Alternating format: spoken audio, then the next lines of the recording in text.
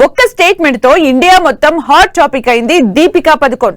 తన photo shoots తో performance తో ఎప్పుడూ టాక్ ఆఫ్ ద ఇండస్ట్రీ అయ్యే దీపిక ఈసారి మాత్రం వివాదాలతోనే హైలైట్ అయింది.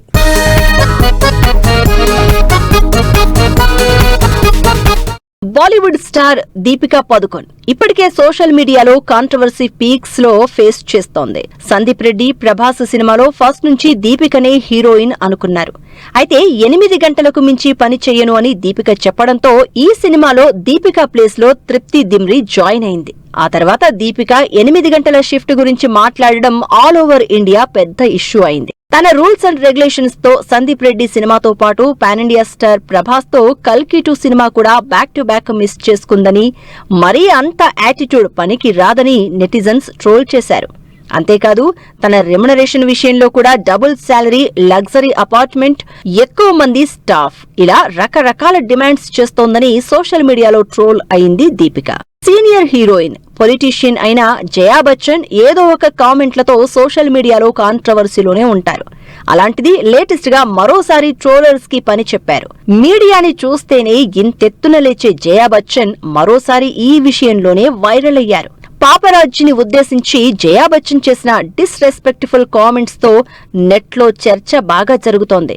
మీకు పబ్లిసిటీ కావాల్సినప్పుడు మీడియా కావాలి, కానీ ఫోటోలు అడిగినప్పుడు అవసరం లేదా అంటూ తిడుతూ ట్రోల్ చేస్తున్నారు జయా బచ్చన్ ని.